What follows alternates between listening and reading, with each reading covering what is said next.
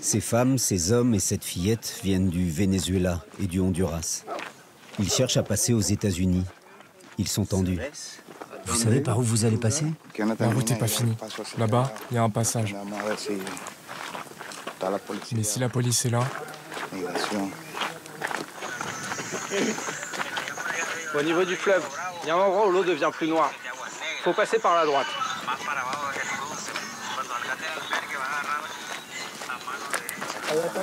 Là-bas, il y a une patrouille. On va à la prochaine. Ils veulent faire au plus vite.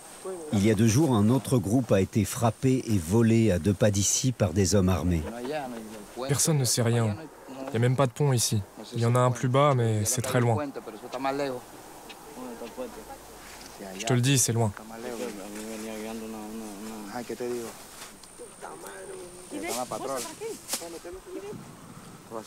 Bon, allez, on va tenter le coup par là.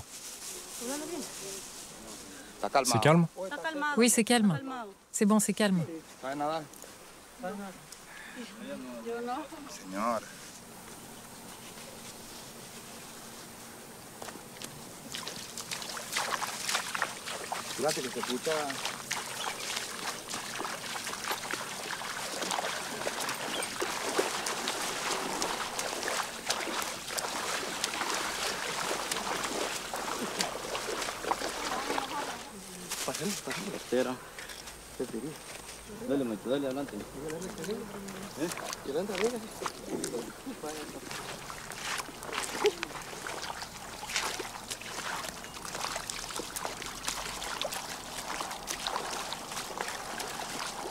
Au-delà du fleuve, le Rio Grande, ce sont les États-Unis.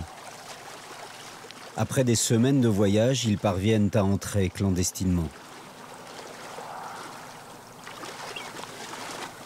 Ce jour-là, ils ne sont qu'une poignée. Il n'en va pas toujours ainsi.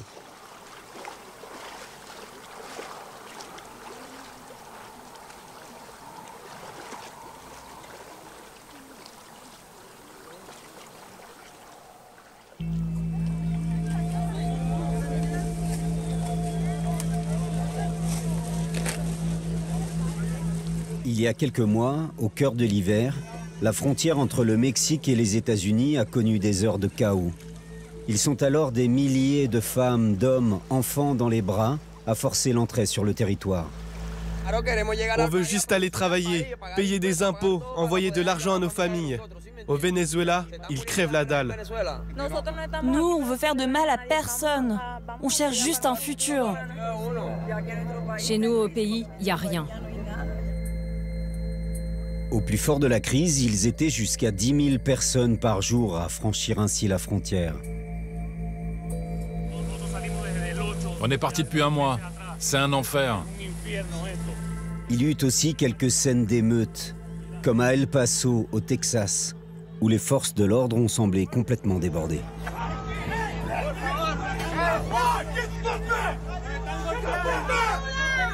Les autorités estiment que depuis 3 ans, 2 millions de personnes passent clandestinement la frontière chaque année. Un record historique. Pour certains, c'est une invasion et un constat d'échec de l'administration Biden. Pour d'autres, cette crise s'explique par l'augmentation de l'insécurité en Amérique du Sud et dans le reste du monde. Une chose est sûre, en pleine période électorale, la frontière s'invite et s'impose comme le sujet numéro 1 de la campagne américaine.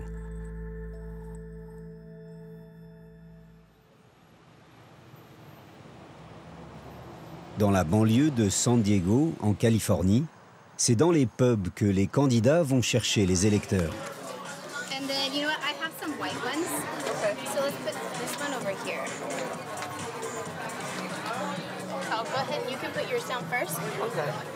En novembre, en plus du président, les Américains votent pour élire les membres du Congrès, les shérifs, les juges. Bill Wells est candidat républicain.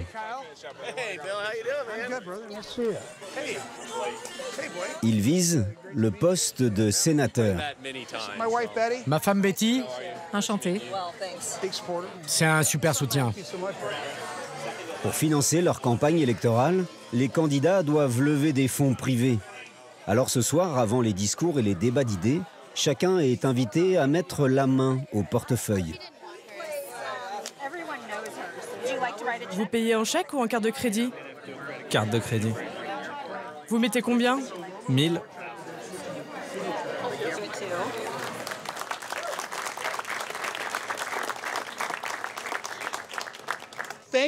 Merci d'être venu. Je suis tellement content d'être ici. Bon, vous pouvez applaudir. Le problème aujourd'hui, c'est la frontière. Totalement hors de contrôle. Presque 20 millions de personnes qui passent. On ne sait pas qui ils sont, ni pourquoi ils sont là, qu'est-ce qu'ils vont faire. Et croyez-moi, il y aura des conséquences.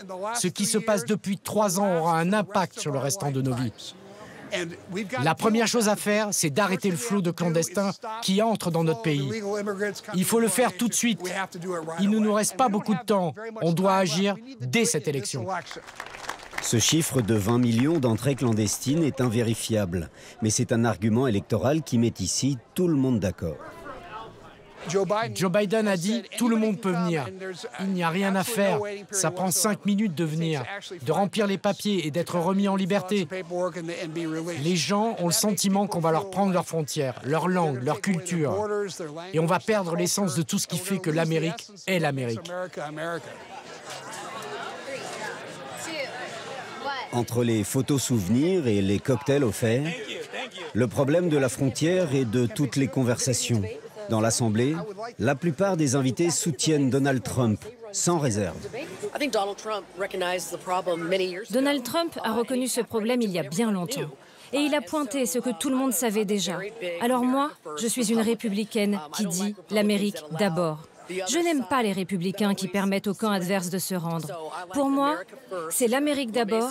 Il s'agit de nous, notre famille d'abord, avant les étrangers. Où ils sont? En fait, on le sait. Ils ne sont pas dans une bonne situation. Ils ont été amenés par les cartels. Les parents les ont payés depuis leur pays du tiers-monde. Je n'ai pas d'explication. Pourquoi on doit se retrouver avec tous ces gens qu'on ne connaît pas, qui passent la frontière? Si on était en 2002, après le 11 septembre, ça n'arriverait jamais. La sécurité était tellement importante pour les États-Unis, mais là, tout part à volo. Ce sont des illégaux. Quand ils ont foulé notre sol, ils sont devenus des criminels. Ils n'avaient pas à faire ça. On n'accepte pas. Biden n'est pas légitime. Depuis le début, quand il a usurpé son pouvoir, il détruit tout ce qui fait les valeurs de l'Amérique. Le candidat républicain a fait recette ce soir. La collecte de dollars a été bonne. Il a surtout fait le plein de voix avec son discours anti-immigration. Jacumba Hot Springs, au sud de la Californie, tout près de la frontière mexicaine.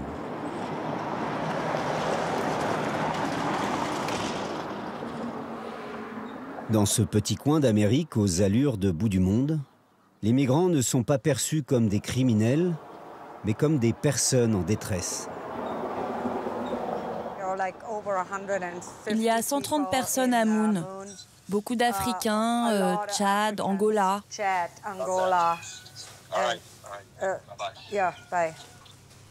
Gabriel et Sam Schultz sont des Quakers.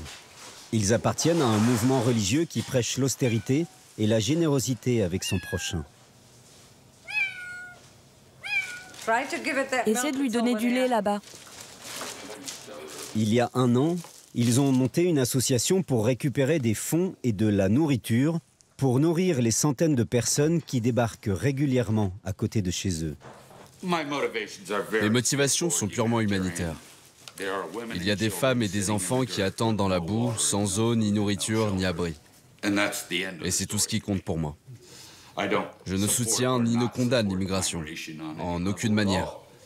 C'est juste que je n'aime pas voir les gens dans le besoin. Et ils sont dans le besoin. Vous ne croyez pas? Moi aussi, je suis une immigrante. Alors j'accueille tous les immigrants, parce que je sais combien il est difficile de débarquer, de se faire accepter, de se faire aimer.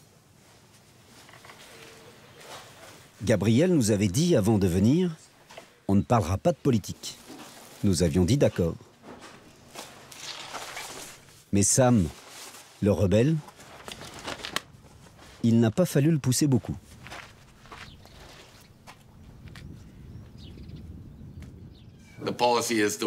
La politique, c'est que les riches qui contrôlent ce pays, la majorité d'entre eux veut qu'il y ait une main-d'œuvre illégale et pas chère aux États-Unis. C'est ça qu'ils veulent.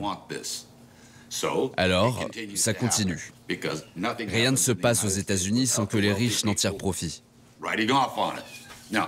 S'ils voulaient que ça s'arrête, ça s'arrêterait.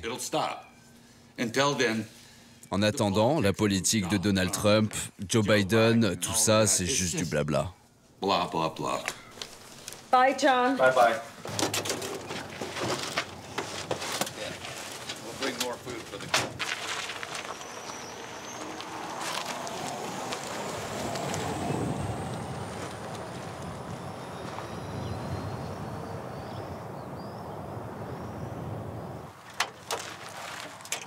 À quelques kilomètres de là, Moon, un camp de fortune.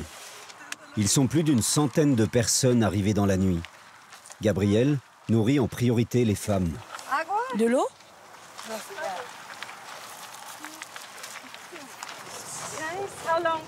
Vous voyagez depuis combien de temps? 2 mois. 2 mois? Oh mon Dieu! Vous avez beaucoup marché? On n'a pas assez pour tout le monde. Ils sont nombreux aujourd'hui. On n'avait pas vu ça depuis des mois. Ils viennent du monde entier. De Syrie, du Guatemala, et Colombie, Équateur, Pérou, de partout. D'Inde. Les femmes. Seulement les femmes. Je comprends les Américains qui ont peur aussi. Il y a cette masse de gens qui arrivent. Je ne veux condamner personne. Aucun propos.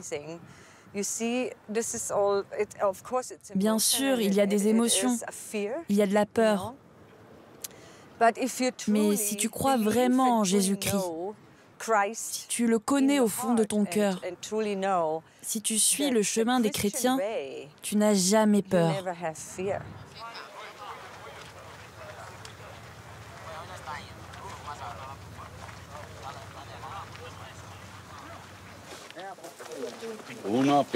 Une seule fille là. Tu viens d'où? Pérou? Tchad? Bienvenue en Amérique. Il y a 3 jours, ce camp était presque vide le matin. Le lendemain, on avait environ 110 personnes et là, ils sont environ 130 personnes. Apparemment, ça repart.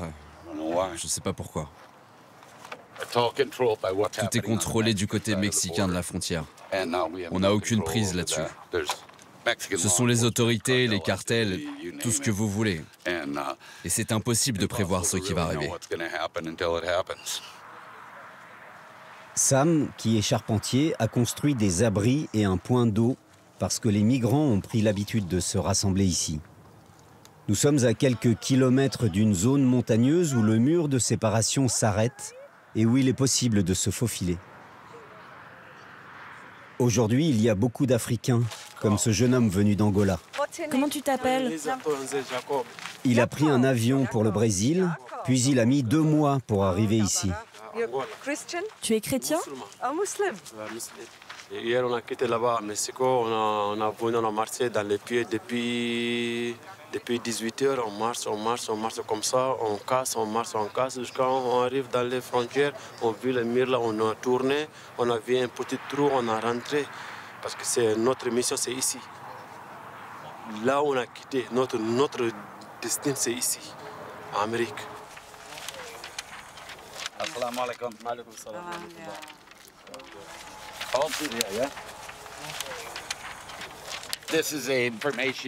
Ce sont des documents d'information sur ce qui va leur arriver. Il y a une liste de contacts au cas où ils sont séparés de leur famille. C'est un avant-goût de ce qui les attend pendant leur détention.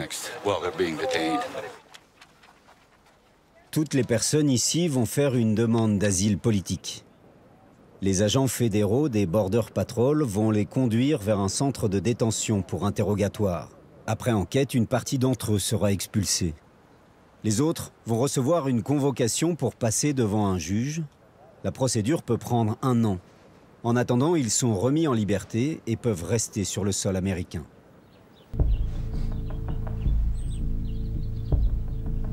Sous la présidence de Donald Trump, l'ambiance était radicalement différente. Le président milliardaire voulait rendre infranchissables les 3200 km de frontière avec le Mexique. Dès le début de son mandat, il a relancé la construction du mur à coût de milliards de dollars et renforcé les mesures de sécurité. Puis, la crise du Covid a servi de prétexte pour renforcer les expulsions systématiques, même ceux des demandeurs d'asile. Mais les passages de clandestins ont continué malgré tout. Si l'on en croit, en tout cas, les passeurs mexicains, ceux que l'on appelle les coyotes. Tio était l'un d'eux. Il a fait passer des centaines de clandestins aux États-Unis, notamment à l'époque de Donald Trump. Il a durci la loi. Il a agrandi le mur de plus en plus. Et il a dit qu'il allait déporter tous les immigrés mexicains. C'est vrai que c'était plus compliqué de pouvoir faire passer les migrants, avec toute cette surveillance renforcée.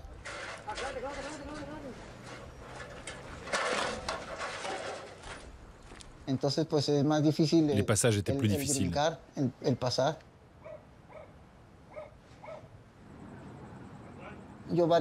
Mais j'ai continué à faire passer plein de gens, en sautant par-dessus la clôture, le long du canal, du côté de l'aéroport, un peu partout. Nous avons tourné ces images en 2019.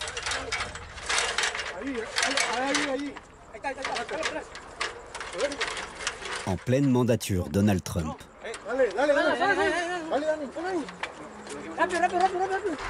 Dans la zone où travaillait Tio.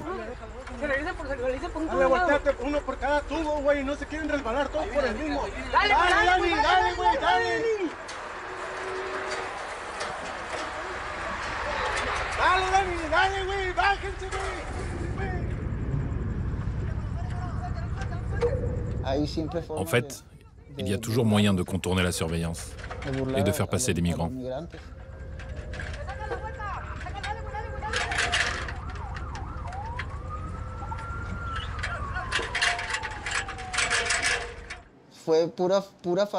Cette politique, c'était que du vent, c'est tout. Celle de Trump? Oui. Il n'y a pas eu vraiment de conséquences. Ça n'a servi à rien. Enfin si, c'était bien pour nous, les passeurs, parce que ça a fait monter les prix. On a demandé plus d'argent aux migrants. Ça oui. C'est la seule chose qui a bien marché. C'est une histoire sans fin. Ils ne les arrêteront pas. Même s'ils mettent une tour, un mur gigantesque, les gens trouveront toujours le moyen de passer.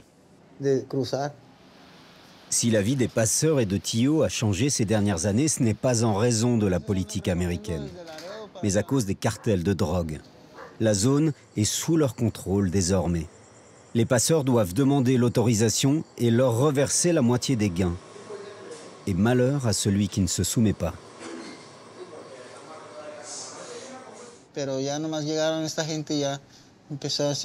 Et les gens du cartel sont arrivés et ils ont commencé à faire disparaître des gens d'ici.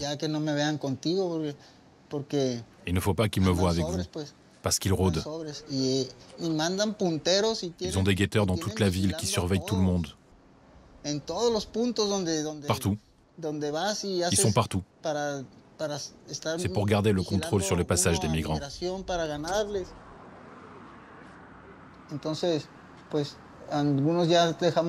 Certains d'entre nous ont arrêté.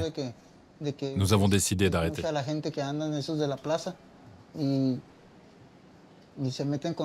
On a trop peur qu'ils débarquent chez nous pour s'en prendre à nos familles et tout foutre en l'air. Il y en a qui continuent de faire passer des gens en secret. Mais s'ils sont pris, on les retrouve morts. Ils les enterrent sur place ou ils les jettent dans le canal. Pour ne rien arranger, certains cartels pratiquent aussi le kidnapping de migrants. Aujourd'hui, ceux qui veulent les éviter doivent prendre toujours plus de risques. Ils n'ont d'autre choix que de s'enfoncer toujours plus loin dans les zones désertiques. Les pompiers de Tecate interviennent régulièrement dans les montagnes arides de la Rumorosa pour porter secours à ceux qui se mettent en danger.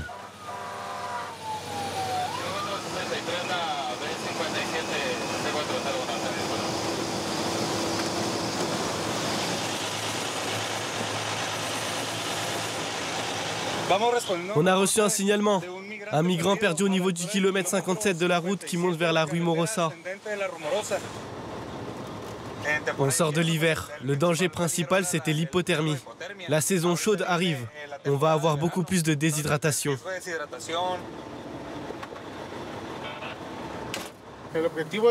La consigne, c'est de réduire les risques, hein les gars? N'oubliez pas, la sécurité avant tout. On reste à l'écoute de ce qui peut se passer. On reste prudent et attentif.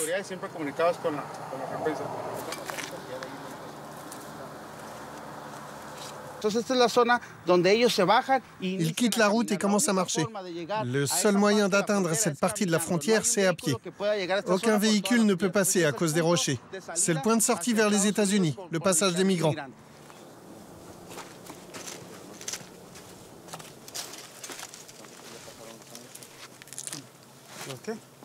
¿Estos son de animal? Sí. Nomás, estas tres. Estas son tres, maestro. ¿Qué pasó? Là, on a trouvé une trace. Quelqu'un est passé il y a moins de 3 jours. En dehors de cette empreinte, les pompiers ne trouvent aucun signe de passage récent. Par sécurité, ils vont tout de même inspecter la zone à l'aide d'un drone. Ces derniers temps, ils multiplient les sorties d'urgence dans ces montagnes.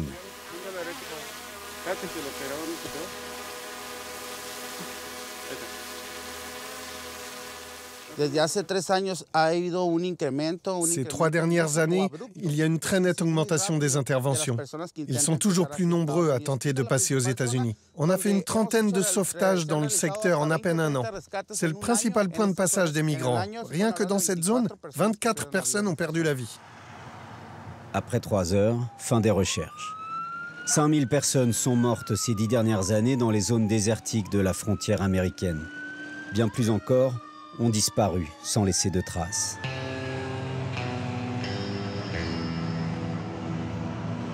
Au Texas, la petite ville frontalière d'Eagle Pass a défrayé l'actualité cette année. Le gouverneur de l'État, Greg Abbott, grand partisan de Donald Trump, y a fait installer des barbelés et déployer la garde nationale pour bloquer les passages clandestins. Initiative condamnée par la Cour suprême. La protection des frontières est une prérogative de l'État fédéral, mais le gouverneur refuse de céder. Pour protester contre cette mesure, un groupe de militantes et de militants d'une association appelée les Témoins de la frontière a décidé de passer au Mexique pour une manifestation symbolique.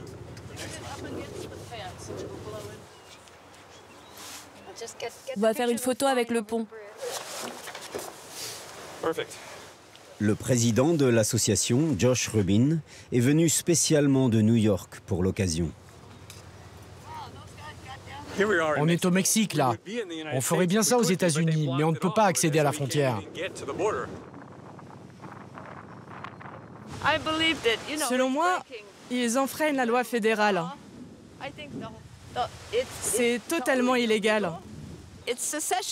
C'est un acte de sécession d'une certaine façon.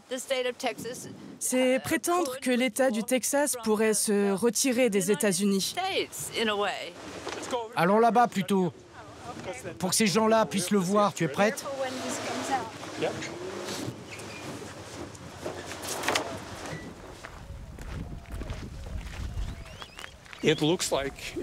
Ça ressemble à une crise majeure. Ce qu'il fait ici prendre les fonctions du gouvernement fédéral et les attribuer à son État, tout ça ressemble à une fédération qui se fissure. Disons que ça en a l'odeur. Ça inquiète les gens au niveau de la classe politique. Mais moi, ce qui m'inquiète surtout, c'est le destin de ces gens qui doivent partir de chez eux. Il y a une crise, et c'est la crise d'un monde qui essaye de survivre. Il y a une sécheresse qui arrive, le changement climatique, les changements politiques, la criminalité, toutes ces menaces qui pèsent sur les populations. Et ce que font les gens quand ça arrive, c'est qu'ils partent. Ils se lèvent et disent « Je ne peux plus exposer mes enfants à tout ça. Et moi non plus. Il faut que j'aille quelque part pour gagner de quoi vivre. » Et ces barbelés sous l'eau, ça les empêche de venir.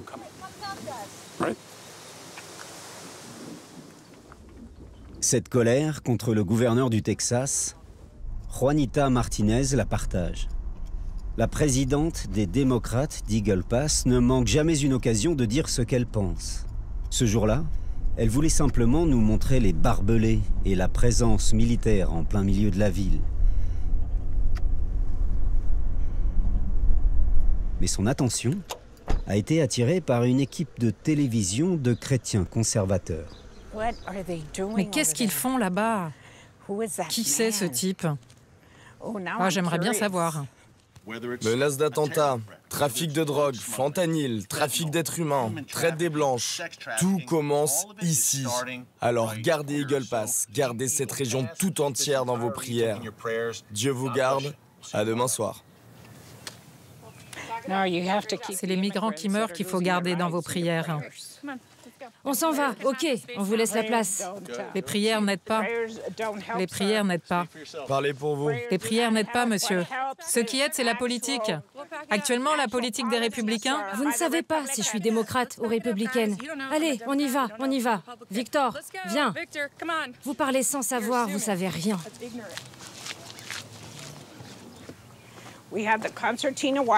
On a les barbelés juste là. C'est vicieux. C'est terrible ce truc. Les enfants se blessent là-dessus.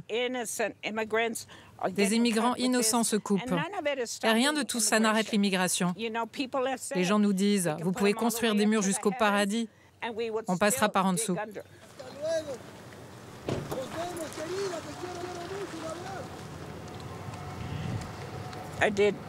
Je crois que j'ai fait un truc pas bien, pas vrai? Je crois que je lui ai fait un doigt. Doigt d'honneur et bonne humeur, c'est le style de Juanita Martinez.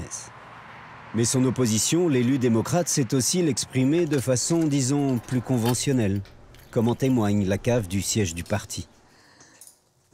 On a quelques pancartes ici, prêtes pour la prochaine manifestation. Les migrants ont des droits. Là, les gens de la frontière ne font pas confiance à Abbott. On doit y aller et rassembler les votes démocrates en novembre pour lui envoyer un message. C'est notre combat et on va le mener jusqu'au bout. Ils n'ont aucun autre argument à faire valoir. Faire peur aux gens, leur faire croire qu'on est envahi par les immigrants. Ils n'ont rien d'autre à quoi se raccrocher. Les républicains agitent le chiffon rouge. Ils disent que c'est une invasion, qu'il y en a trop qui arrivent. La vérité, c'est que c'est plutôt l'inverse.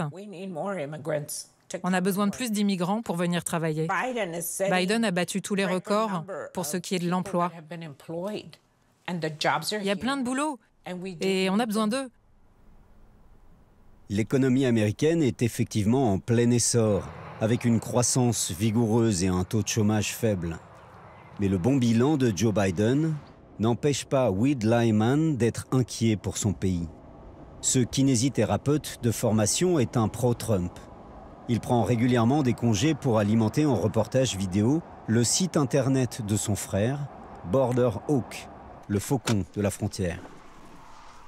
Il vient de passer 6 semaines dans sa voiture, à sillonner le mur et ses environs. Il recense toutes les aberrations comme cet endroit.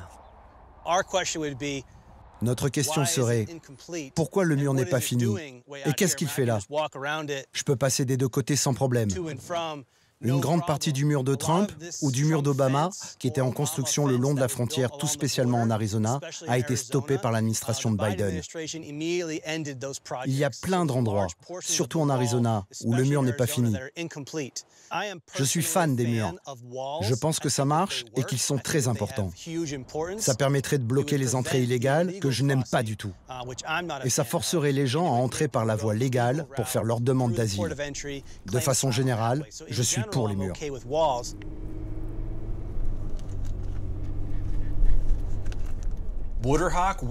Chez Borderhawk, nous essayons de montrer à tous ceux qui veulent bien voir et écouter ce qui se passe du côté de la frontière sud. Je ne pense pas qu'un pays soit un pays sérieux s'il ne s'occupe pas de ses frontières et de son territoire.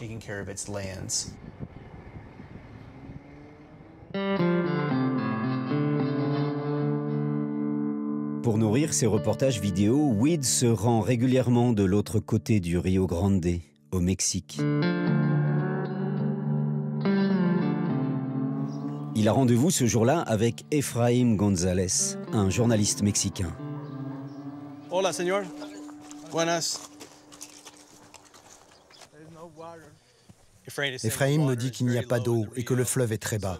C'est facile de traverser. Les deux hommes collaborent régulièrement. Leurs images sont souvent relayées sur Fox News. Voilà le fleuve.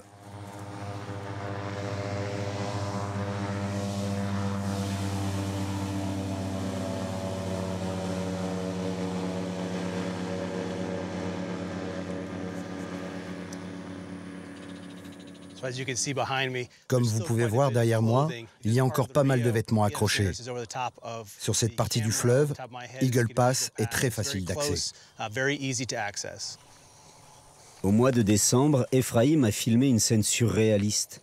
Elle implique les Border Patrol, donc des agents de l'État fédéral qui facilitent le passage des migrants. Sur cette vidéo, on voit des agents des Border Patrol. On voit comment ils utilisent un engin, un bulldozer pour soulever les barbelés et permettre à des centaines de migrants d'arriver à Eagle Pass. Le Texas essaye d'empêcher les gens de passer avec cette installation. Le gouvernement fédéral dit « ça nous empêche de faire notre travail ». Le Texas répond qu'il ne fait que protéger ses frontières. C'est l'exemple parfait pour montrer l'affrontement entre l'État et le gouvernement fédéral. Et Efraim a réussi à capter ça sur ses images.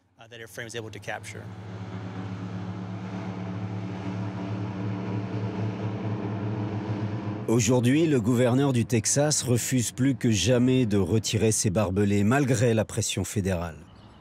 Donald Trump lui renouvelle son soutien régulièrement.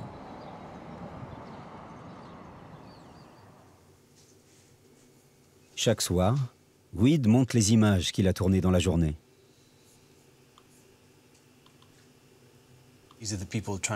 Ces gens cherchent à éviter les patrouilles.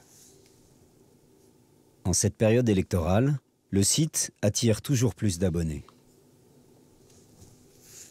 Je pense que les gens s'intéressent maintenant à tout ça, parce que la situation est pire que jamais. L'administration actuelle a permis à près de 10 millions de personnes de franchir nos frontières. Et encore, c'est juste le chiffre qu'on connaît. Certains estiment que c'est plutôt entre 15 et 20 millions. Je pense que si on ne met pas un frein à tout ça, alors notre pays est en danger. Les gens font leurs calculs. Ils voient que ce gouvernement non seulement ne les bloque pas, mais au contraire, il leur facilite le travail.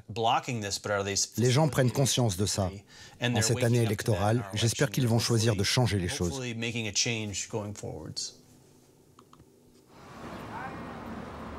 À 1500 km de là, au Mexique, la ville de Mexicali longe la frontière. Le centre culturel se trouve à moins de 50 mètres du mur de séparation. C'est là que travaille Oscar Valenzuela. Il est archiviste et historien depuis 30 ans. Il aime à dire que l'histoire de l'immigration, c'est son quotidien. Et ce n'est pas qu'une formule. S'il te plaît, ouvre la fenêtre qu'il voit notre vue quotidienne.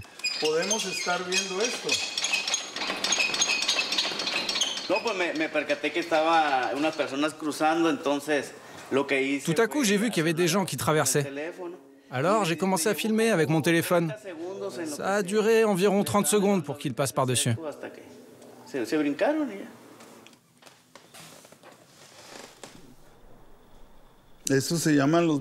Ça, c'est ce qu'on appelle les franchisseurs. Ce sont eux qui placent l'échelle. Ensuite, un mec super agile passe et commence à courir. Pendant qu'ils essaient de l'attraper, les sans-papiers grimpent et peuvent traverser à leur tour. Comme beaucoup de frontaliers, Oscar a connu de nombreuses crises migratoires au fil des décennies. Celle-ci ne l'inquiète pas plus que les autres. Pour lui, il s'agit surtout d'un enjeu politique. Ce sont des flux irréguliers. Oui, il y a des périodes où ça augmente, d'autres où ça diminue.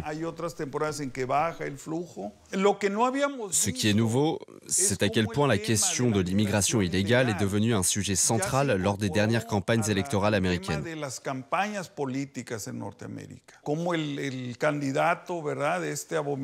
Comment l'abominable candidat Donald Trump a qualifié les migrants, en les traitant de délinquants, de violeurs, de malades, de criminels. Un tel niveau de haine, de racisme, à ce point-là, on n'avait jamais vu ça.